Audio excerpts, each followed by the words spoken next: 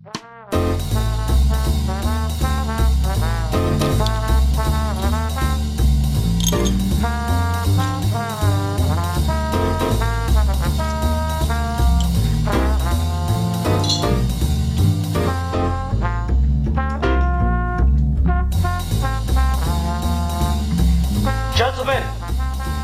the time has come once again to discuss things.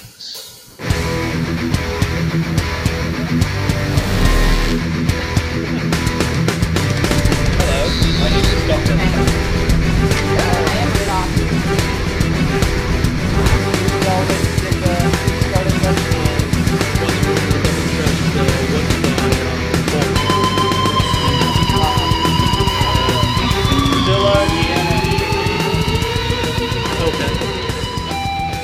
Alright. Hi everyone, welcome to this episode of Geeky Gentlemen. I am Sid2. Joining me today is Maxwell's Magic Reviews, Deadpoolzilla, and Pop Culture Diva. And today we are discussing the latest episode of Doctor Who, and we're back on track on the latest episode of Doctor Who, Time Heist. Yeah, it's awesome. There's a heist, and there's time involved, and there's a, like, weird telekinesis monster thing. That looks awesome. Oh, yeah. Yeah. I do believe it's a telepathy monster. Oh, well, whatever. Good Don't point. get all nerd picky with me. I don't remember him moving stuff with his mind, just He Showing stopped mind with his somebody mind. from moving with his mind. He stopped people from moving with his mind. It counts. Oh. Fucking foreigner telling me how to speak English. God damn it. Anyway, so can I go first? Yeah. I actually had low expectations for this episode because it was done by Moffat and Stephen Thompson, who literally did the past two episodes I did not like, from The Curse of the Black Spot and Journey to the Center of the TARDIS, where I was like, man, these are just not great episodes. Shut up! Journey to the Center of the TARDIS was amazing! But let me say this.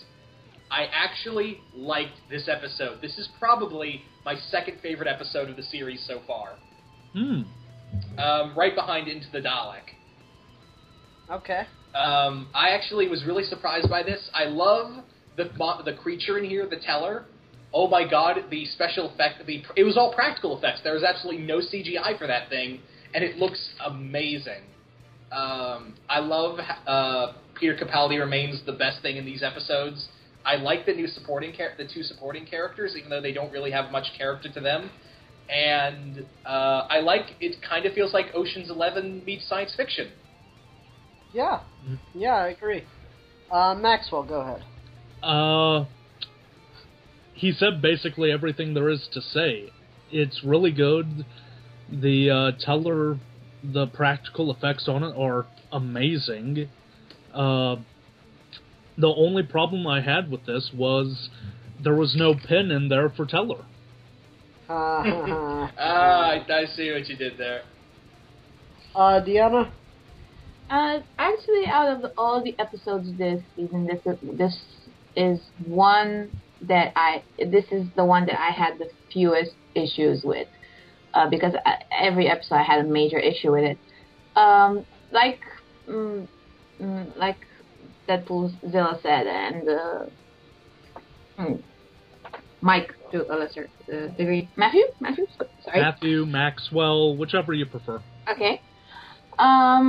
It was great to see a combination of a heist movie and science fiction, but some of the problems that I have with it is that it's kind of, when you try to combine the sleekness of something like Ocean's 11 with the low budget of something like Doctor Who, it doesn't always work. They don't really have the resources to pull off that slick, fast-paced, classy kind of thing that a heist movie needs to have. I also feel like it was a bit too gimmicky in terms of a heist movie, because so far this season we've had a horror-themed Doctor Who episode, the Robin Hood Doctor Who episode, now we have the heist movie Doctor Who episode. Well, I've yet, except for the premiere with the dinosaur in London, which was a kind of a mediocre episode. We haven't had a really good Doctor Who thing episode. Doctor Who theme, like Doctor Who doing Doctor Who the best way that it knows how to do it. Yeah, that's like, but I did really like Psy for reasons that are in my primitive reptile brain, and for nothing to do with the story actually. All right, let me go ahead and cut in on that note. Psy is totally hot. Anyway, no, see, I really like this. I've been in just this kind of mood lately because I got back into White Collar. Steve and I did a video on that recently, plug. I started playing Sly Cooper again because I have the collection for PS3, and that's just so much fun. So I'm just in this kind of mood right now, so this just hit me at the right moment for like a big epic heist thing, and I really liked it. It was really fun. I don't know how much I like the tone of it, because you get this blackmailed feel throughout the majority of the episode until the end when you find out it's not a blackmailed feel. And they do that entirely because of this gimmick they have in the story of, like, they're not able to feel guilt. I really would have preferred to see the Doctor just being all swag and stuff and, like, being all... Because, like, there's that little flashback moment where he goes, Clara, we're going to rob a bank. And I just would have liked to see that version of the Doctor do this the entire episode and be, like, aware of what he's doing, as opposed to what we got where it's, like, this, you know, mystery angle to it. I really would have liked to just have, you know, a straight heist, but it's still fun either way for me. There's that element of it I don't love, but it's overall I'm able to get over it because I really enjoyed the premise. So can I talk about the elephant in the room? There's an elephant? Well, did anyone else... Independent? Did poor Capaldi, right? Was I the only one who thought, well, the Doctor's the architect, isn't he? The Doctor's the architect. The moment they talk about... Spoilers? Well, we spoiled the shit out of these episodes. Yeah, I mean, I kind of figured that at first. The only thing that made me guess on it was when they're like, oh, it's a suicide out. I'm like, okay, that's something the Doctor wouldn't do. So I was like, Like, that kind of threw me for a little bit, but they probably should have introduced that earlier if they wanted us to, you know, buy it. Yeah, but all the other little surprises, like the end game of why the Doctor was going to Carabraxis in the first place, really threw me off. And also, who really was Carabraxis also was like, oh, that's surprising, but it makes sense. Like, that was cool. I guess I wanted to hear more of the phone call, because, like, we begin to hear the phone call, and then it cuts, and, like, you expect it to go back to the phone call, and it never goes back to the phone call, so we don't know why exactly she wants the Doctor to go free the teller. Well, she feels regret because she's pretty much kept this pretty much endangered species as a personal trophy for one, and the other one being used as her personal bodyguard. Mm-hmm. Yeah, I get that. I just didn't, like, I would have liked her to explain it, as opposed to just, oh, I'm sick and dying, and now I suddenly feel bad. And it just, like, I guess we needed more of her in the future before she calls the Doctor for me to properly enjoy. Well, then it would have ruined the whole plot, like, the whole mystery plot to the story. Well, no, it just would depend on where you put it. Like I said, I just wanted more of the phone call. Just something else, because I don't think it worked as well, because it just left me wondering, and that's not a good thing. Yeah. But all in all, like, do you guys want to talk about the two supporting characters, Sai and Sabra?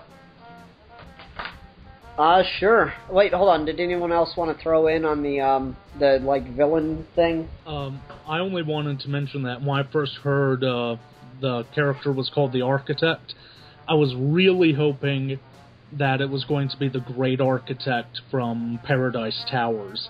I don't know how the hell that would have worked, but... Oh my god, Max, that would have been amazing. I mean, Paradise Towers is a terrible story, but still. Mm-hmm. Yeah. Paradise Towers, help me out. That's a Sylvester McCoy story. Yeah. Oh, okay. Yeah, I haven't seen much Ice of his. Hot Doctor. Okay. That was my first Sylvester McCoy episode, so... Oh, I feel bad for you. Luckily, mine was Remembrance. Oh. That was the one with the weird vampire things that's on Netflix, and I didn't really care for it. No, that's Weird vampire thing? no, that's the Curse of Fenric. Yeah, still, no thanks. But anyway, yeah, this anyway, yeah, Sai and Sabra, I would like to see them again. I mean, if we have Jenny, Vastra, and Strax as recurring characters, why can't Sai and Sabra be recurring characters? Why can't Jack Harkness be a recurring character? Let me just throw that one out there first, but yeah, I agree. It'd be cool if these two were to come back. That'd be fun. Yeah. But the question is, should we see them like they are afterwards or before? Because whatever her name was, she got her powers removed, so... No, Yeah, but you could... Didn't she get control over her powers? Well, they gave her an antidote. Well, I mean, you could always contrive something of it. She has to take it regularly or something like that. She has to take, like, 1 drop every day for it to work or something. Okay. You can easily write your way out of that one. Mm-hmm. Yeah. I really like Sai. Please For explain some to us reason. why you like Sai so much. Huh? Please explain to us why you like Sai so much. Well, let's start with his jeans. Oh, that's more. I know they were tight. Let's move on to his leather jacket. Then his accent. Then the fact that he looks like a combination between Prince Caspian and Orlando Bloom. In my eyes. So in other words, you totally want to download him. Well, let me just ask, does it have anything to do with the fact that he has machine components? I got your USB port right here, baby. 3 settings. Okay. And Anyway. honestly, I thought he had moxie. I mean, he stood up to the doctor, and that's not the easiest thing to do, especially now when the doctor has attack eyebrows. Yeah. I did feel bad for him when he said he freaked out during a interrogation and he deleted everyone who ever cared, like his entire friends. He's alone, and I love that line when he's about to face the teller. He yells to Clara, when you die, you see your life flash before your eyes. I can't see anything. Mm-hmm. And yeah, I really do like that. That he was really able to stand up to the doctor. And I do love, hey, listen, when we're done, you could go find a shoulder to cry on. I like that line where he's like, what makes you the leader? And he goes, must be the eyebrows. And then he like looks at him and he's like, no, he's like, what makes you the leader? And he looks at him like all intensely and goes, get ready for it, laddie. But I'm working that joke into every episode. I want you guys to know this. The other thing, like how he kind of, like Deanna said, stands up to the doctor saying, oh, so that's why you're called the doctor, emotional detachment. Mm. But you And clearly... coming from a machine person, too, as I understand. Yeah. Ooh, sci-fi burn! but It's I a do... hipster version of Johnny Mnemonic, if you think about it. Just real quick, when they came back, when you find out they come back, and it turns out to be a teleporter, was anyone else, like, had that Christopher Eccleston moment where they're like, everybody lives? Yeah, a little bit, I thought that too. That exact thought passed through my mind. That really is the one problem with Moffat. He kills people off then brings them back. Well, they weren't really dead to begin with, so... Yeah, Well, in this, but still. it works for the story. Yeah. In this, I do agree with you, though. In this, it works for the story, but overall, he does that a lot. Yeah. Yeah. Like, I'm just waiting for the day when Amy and Rory come back. Yeah. It's gonna happen. Yeah. Like, we kind of got Amy back for a little bit, but at least they, like, left it as this vague, like, vision thing he's having, but constantly, like, he just brings people back left and right, and, like, guys, come on. Let's have some finality here. Hey, it's not like we work for the comic book industry. Yeah, I mean, like, as sad as, like, the Donna Noble scene is, and I know she comes back in End of Time, but she doesn't get to hang out with the Doctor again like nothing happened. Yeah. It's still, like, what happened with Donna had consequences, and I feel like the show has lost consequences since Moffat took over to a degree. Yeah. And that is troubling.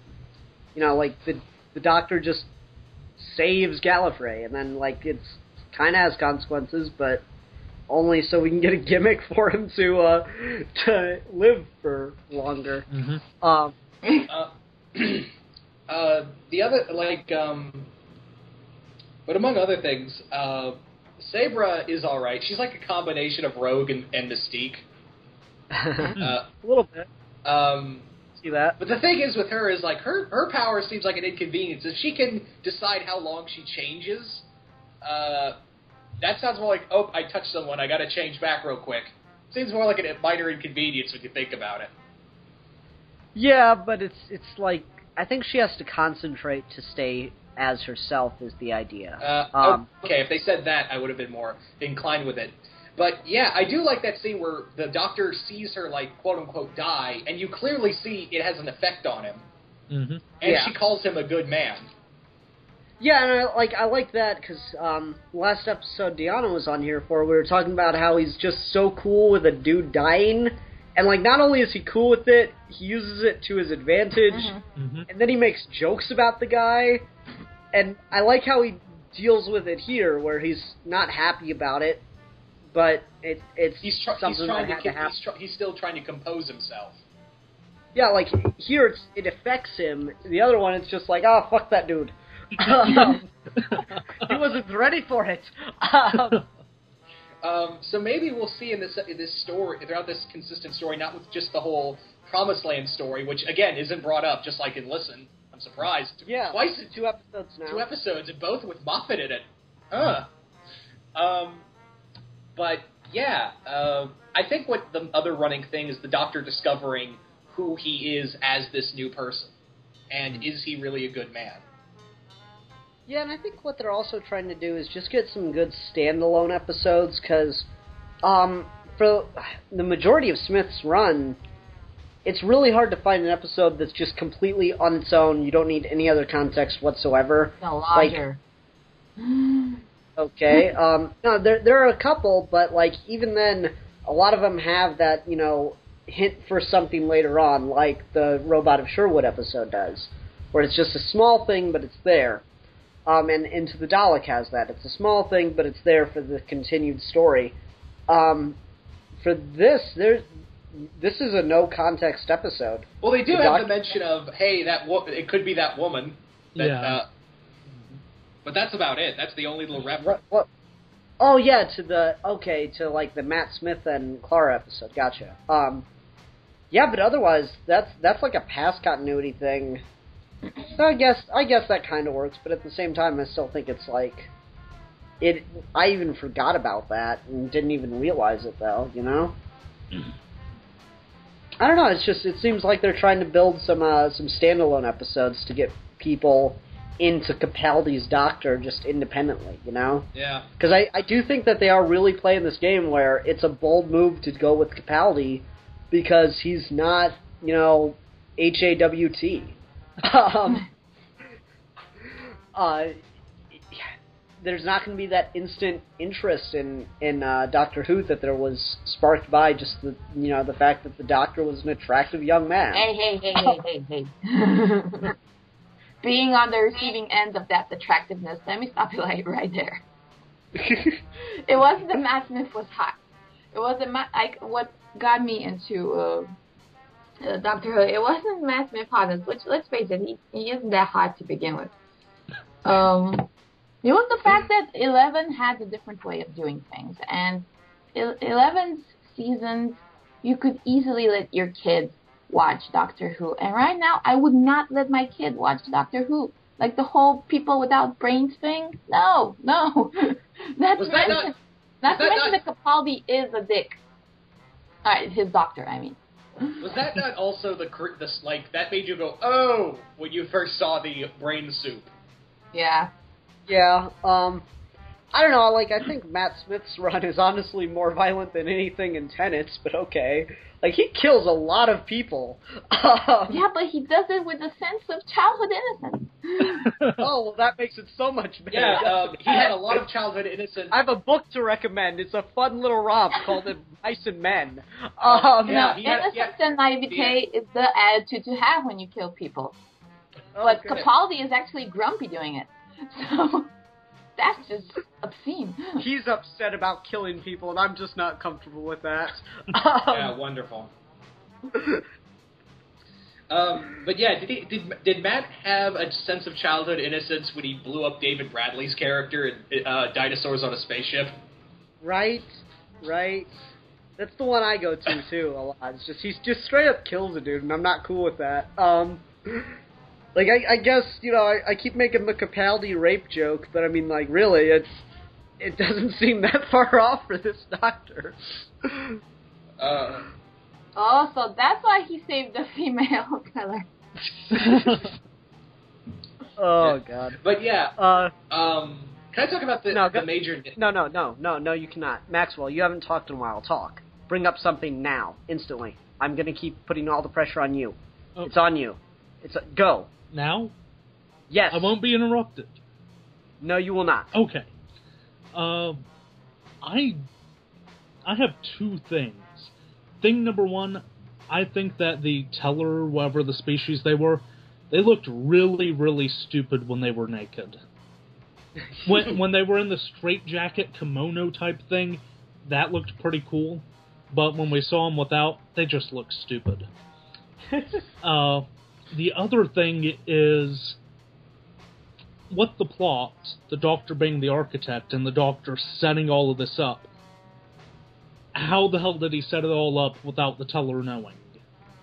Yeah. Huh. I was thinking about that too.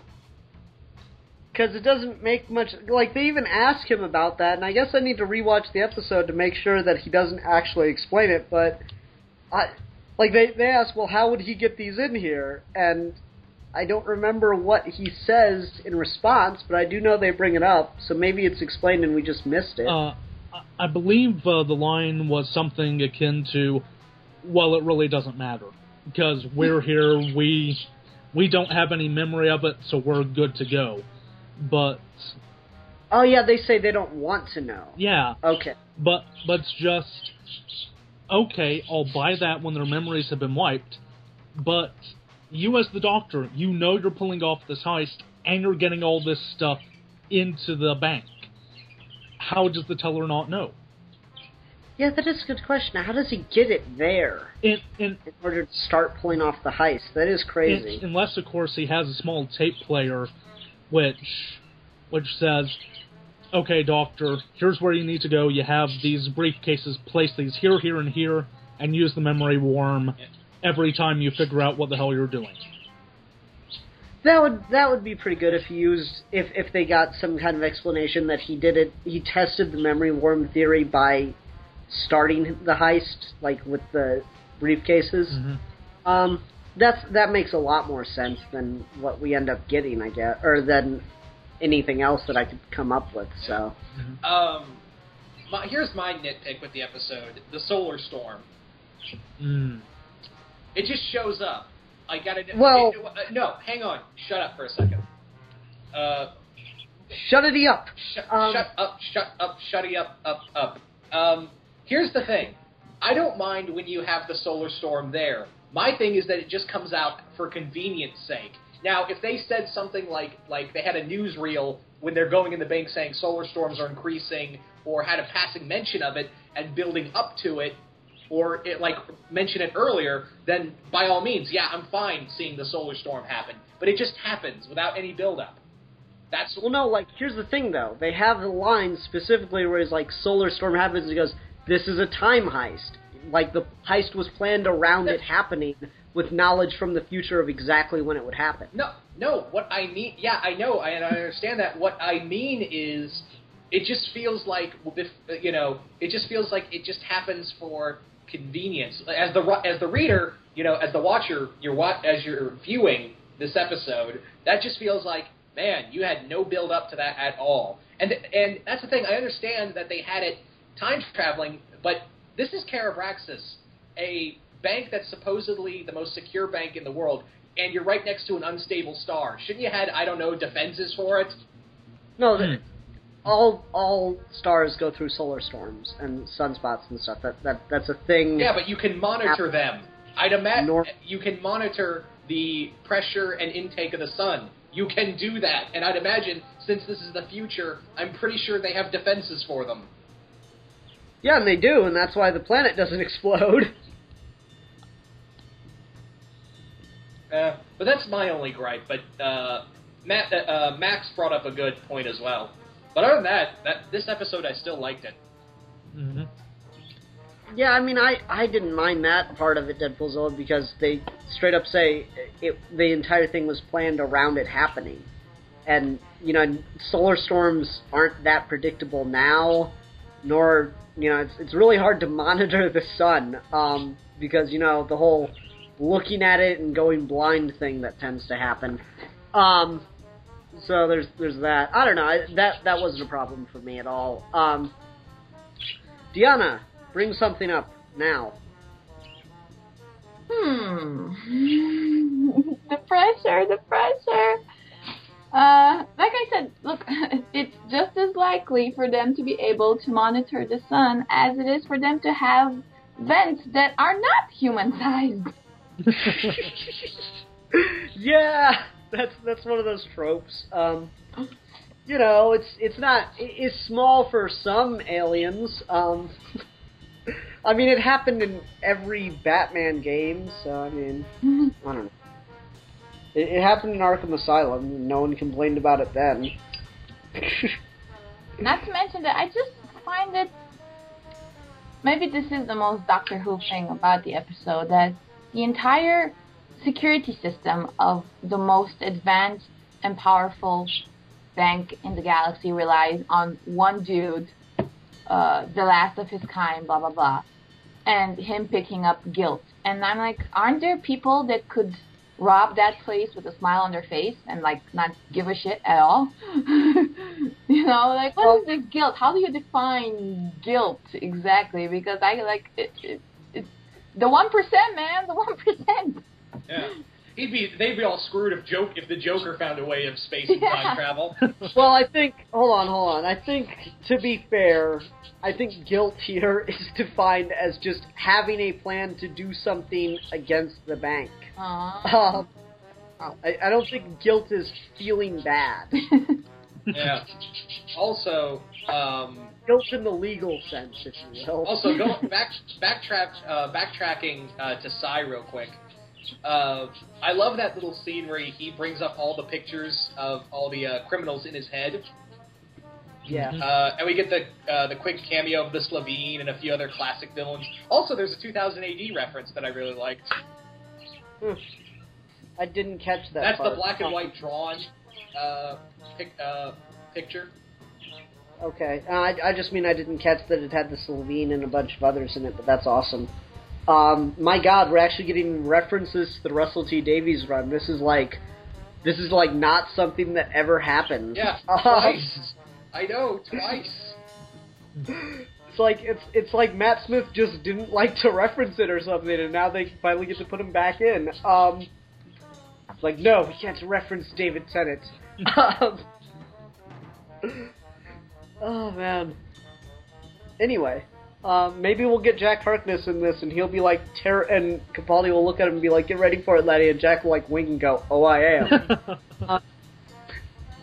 Sorry. Knowing that John Barrowman's Scottish, he'll be the one going, get ready for it, laddie. And the Doctor will be like, no. And then, then Oliver Queen will show up and be like, oh, you have failed this city, and it'll just be really weird. He'll, walk in the middle of it and be like, what? You have failed this, what? How did it get on the ceiling? Oh, gay sex. Anyway. Sorry, I'm having a good time here. Is there anything else anyone wanted to make sure we brought up? Not really, no. I think we talked enough about the tellers that I love the creature design, And I love the extra bonus of having the saliva in the mouth whenever it opened. That's a nice little... That's a great creature bonus for me. Mm-hmm. Okay. Deanna or Maxwell? Would you like to go first? Yeah, no, I was just thinking that nothing scares you more about an alien than the possibility of him spitting on you. No, Deanna, what I meant was, I'm a big fan of practical effects, and seeing the, like, extra bonus of giving it, like, saliva and the little character quirks it had, like, blinking its eyes and whatever, that's really cool. You don't see that a lot. You drooled over his drool. I understand. Shut up. I mean, it happened in Aliens, so I don't know why you're impressed, but okay. No, in this day and age, when everything's CGI, I'm impressed.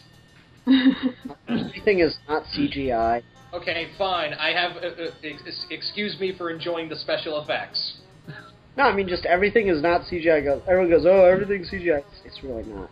Anyway, Maxwell, go ahead. Oh, I just want to add one more thing. Okay. In the tradition of keeping the Doctor a dick, Capaldi's Doctor did pull off kind of a douche move when he brought along Clara, who Clara got nothing out of this whole deal. She got dick, and her life was placed in danger. But unlike Sai or Sabra, who actually, like, they signed up because they wanted something from the fucking bank, Clara got zilch. She got nothing, and she almost died getting it.